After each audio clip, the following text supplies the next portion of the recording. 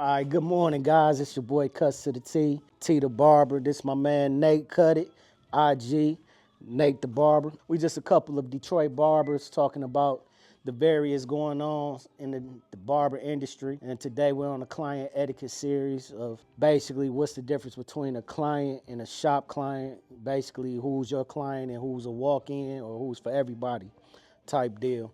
So, Nate, have you had any experience about somebody taking on a client and thinking that's theirs and they ended up in your chair and they possibly like felt some type of way about it? Oh yeah. I had that several times. Barber, he'll come up and talk to my client and have a whole conversation with him and want to know everything about him. Why he in my chair? Can't have no conversation because he all in. He all in. It's like he his client. Like he pitching to the client. Yeah, yes. Or when you get out the chair and then the customer's leaving, and then the other barber will go and talk to him on a different. On the low, pretty much.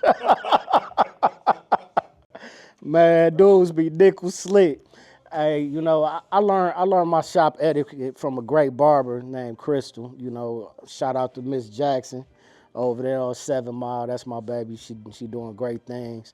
But I learned the difference between what's a client and what's a walk-in.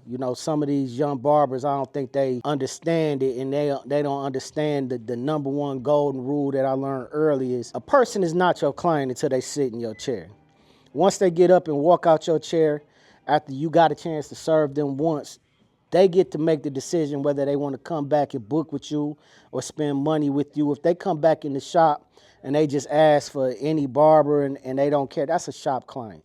That's not your client. It's not for you to make them feel uncomfortable, or when they come back in and you see them in another chair. And then I seen barbers do things like this where a guy be in another barber's chair and speak across the room to the guy trying to talk to him, and really what he's doing is pitching the client on the low and doing pretty much being slick, trying to say, all right, man, well, you got my number, next time hit me up. Like, come on, bro, like you really know the difference, you know what you're doing.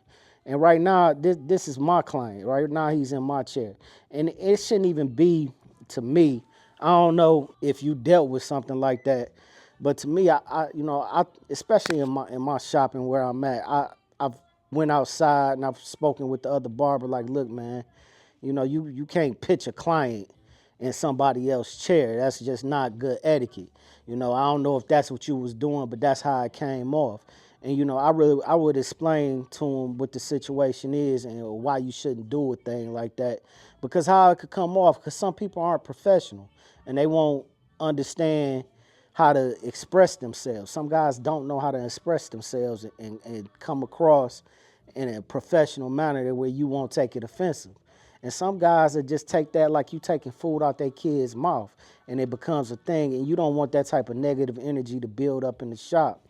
So that's some of the things that I've dealt with. I've seen you deal with numerous things, especially coming from over on Image where we was at on 10 Mile.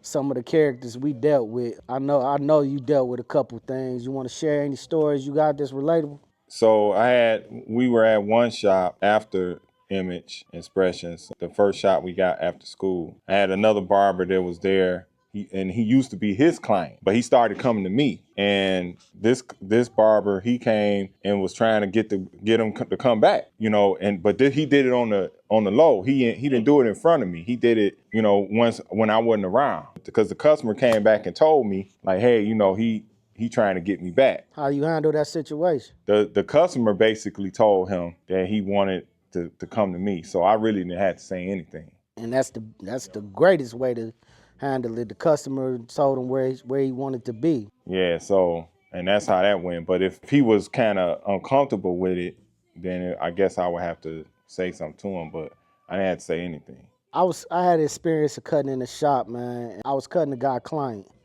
And like I said, I had learned early not to pitch people clients. And, the guy came in. He was a shop client to my boss. She pretty much told me, this guy come in, he come to everybody, but he pretty much go to this one particular barber. So the guy came in, he was getting a haircut. And the other barber came in and seen him in my chair and got to steaming.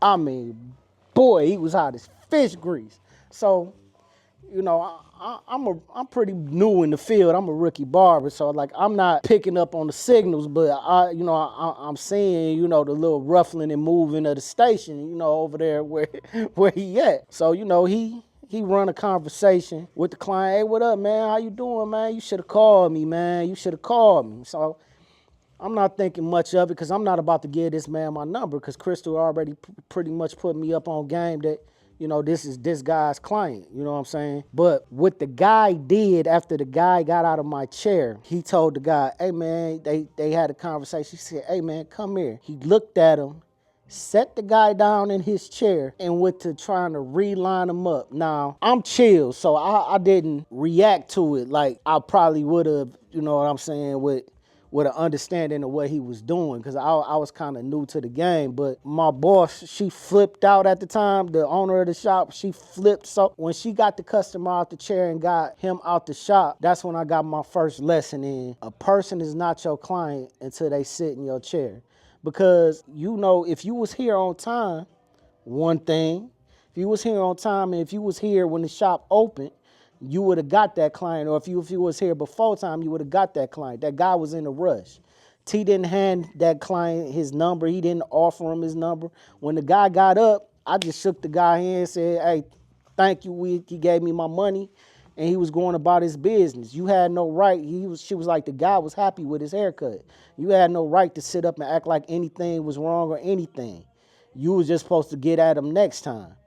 And with that being said, once I learned that, and that clearly happened, it defined for me, you know, they not your client until they sit in your chair. If I see a person that I've serviced and they're in somebody else's chair, I'm not upset. One, they spending money in the shop with another barber, and two, hey, they getting what they deserve. They getting what they want. You know, they happy, I'm happy. You know what I'm saying? It's somebody for everybody in this business.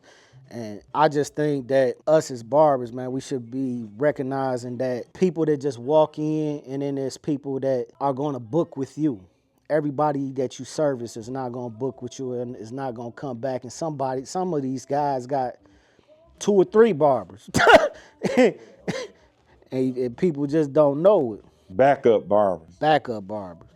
Yep. In case you ain't available, they go and, you know, have somebody that they have known for a while or they went to before you or whatever. And they, you know, but you they main barber. If they can't book with you for whatever reason, then they go to this other guy who ain't as good as you. They gotta deal with him until until they can get back to you. So you know, it'd be like that. I mean, some clients is pricing. Your price might be too high and they got this guy at a lower price is just as good. Hey, everybody ain't for me. You know, I got a price point because I'm offering a service at this point that I'm giving you things that this barber's not gonna give you at your $30 haircut or your $20 haircut. It's just not gonna happen. You're gonna get what you pay for, type deal. But I'm gonna give you a service that's gonna feel elite, and you're gonna know that your time is valued and your money is valued. And that's how you get client retention. These guys being so thirsty in the shop to get clients and not taking care of the client in their chair. Like I used to see it so often, a guy be in the chair and a walk in, and the guy be so thirsty to get to that next walk in. He rushed through the guy's head that's in his chair, and it's like, bro, if you would have valued that guy, because the guy that got up, you can see it on his face. He looking like, dang, bro, I got half a haircut. Like, or my cut ain't that. You know what I'm saying? And then you wonder why these guys don't come back. It's because you didn't value them. You didn't try to retain them. You treated them like they was $20 and you trying to get to the next 20. You got to learn to treat people with respect, and you got to learn to treat people like you value them. And as you build relationships with them, that's when you start being like a generational barber where you done cut generations of the family and people taking care of you, because they are. You know, the client is technically your boss. They paying you unemployed when they out your chair. So, like, I think young barbers need to learn early in the game on top of saving, but client retention and the difference between what's a client and what's a walk-in. You got anything else you want to share? Yeah, another thing, barbers, a good barber is gonna focus on his client and nothing else. So when he's in your chair, his phone, he can't answer his phone. So, because as soon as somebody call, now that's time taken away from the time that your client has paid for. And that's disrespectful, especially if he's paying a lot of money. You paying $50, $75, $100 a cut or a service, you can't be on that phone. You can't be on that phone at all. You can't be eating. You can't be no donut over his head or chicken wing over his head. You gotta treat him just like it's very important. Like this is a serious thing. You gotta pay attention to detail. This is what he's paying for, and you gotta be prompt on time. You can't be late, early, or on time is what you want to be. I had to turn my phone off sometimes too, because people be calling. They want to hold a conversation. They act like they don't, like you ain't at work. Hey man, that's professionalism. That's what that's called. And people always harp on the difference between a licensed barber and an unlicensed barber. I feel like one of the things with a licensed barber was supposed to be is professionalism. Granted, everybody doesn't have that, and it's true. So don't take me and get to chewing me up in the comments. So real talk, the professionalism is supposed to always be there. That's professionalism, not answering the phone, not turning your head and taking time away from somebody's haircut to pick up the phone and answer somebody's questions. Like that's unprofessional. Like I totally agree with that. I understand sometimes things happen. You might see an emergency call from a family. I understand taking those type of calls. But just to appease a client that's calling that knows you're busy, knows you're booked up, and knows they should have booked an appointment. Another thing is if a customer books an appointment, you have rules and you have policies on your schedule. Like for me, instance, I have a 4-hour window. So if somebody book with me at 12 o'clock, or say somebody booked me at 4 o'clock, they have until 12 o'clock p.m. to cancel. Now, if they have to cancel, they have to call me because they won't be able to cancel online, right? So, and that has to be an emergency, because if it's not an emergency, then I got to charge you, because the reason for this is I have to put somebody else in your spot, and it's difficult to get somebody in there in a short amount of time.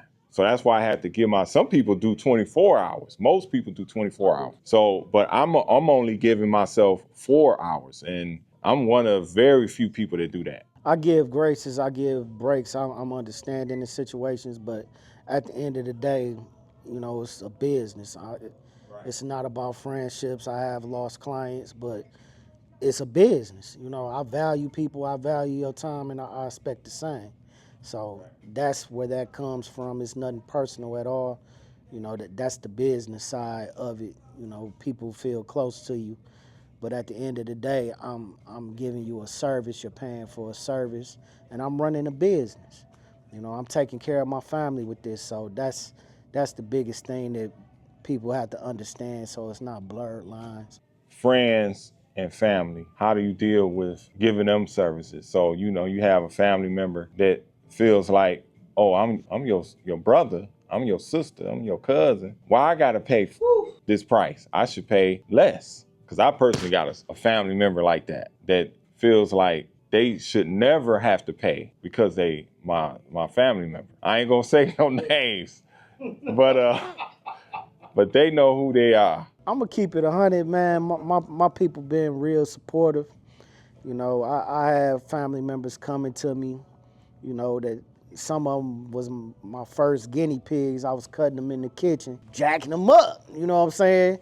But at the end of the day, once I explain my position to my family members, this is what I do for work. This is the exact same as you going to whatever job you go out to and get up in the morning and go to. They respected it. And that, at the end of the day, family is family. I love them to death. The real ones want to support you at the price that you charge and what you do, because they understand. They taking care of kids and families too. Like I got nephews that I give discounts to. They my nephews, they young. I done that. But at a certain point, at a certain age, and a certain point in time, You know, you family, I'll cut you whenever, but at the same time, like, understand that this is a business. Right. Support. You should be the main one to support them, because a stranger will go out their way and support you, but your family member won't. Hey, I've experienced it both ways. Some family members want that discount regardless of what it is. And I got family members that pay for a ticket or try to pay both because they do support. But I just think it's the individual's mentality of how they think about it and how they see it and how you carry yourself too. If you carry this and run this as a hustle and you doing everything under the sun and you lollygagging with it, they gonna treat you as such. I don't care if it's your family or not. You know, they gonna treat you how you treat it. And the game gonna give you what you put in it. You know, if you not, I'm here at the shop early. It's 8 o'clock before the sunrise. We in here. You know, ain't no other barbers here. Like, I'm here ready to work. You know, I'm gonna be here to close until after close. I'm here ready to work. You know, and I just feel like how you treat the game and how you carry yourself and how you treat the business is how other people gonna treat you and how they gonna see your work and see your business. That's pretty much it on that subject for me. You know. Hey, we're gonna wrap it up for the day, guys. Pretty much this is what we're gonna be talking about. It's gonna be lifestyle barber industry talk. And even we're gonna talk about things around the city. We're gonna talk about politics, prison, lifestyle, anything that just come under the wind, you know. And we also be interviewing other barbers and seeing what made them choose this as a career, as a passion. We'll be doing unboxing reviews of all the new, latest, greatest gadgets. It'll be things like this on this channel, and we hope you rock with us. Again, my name is T the Barber, Cuts to the T on IG. It's my man Nate Cut It, IG, follow us. And as always, like, comment, subscribe, and let us know how you feel or what you're thinking. If you got any other subjects you might want us to touch on from our city and from our point of view. And again, thank you for rocking with us. Peace.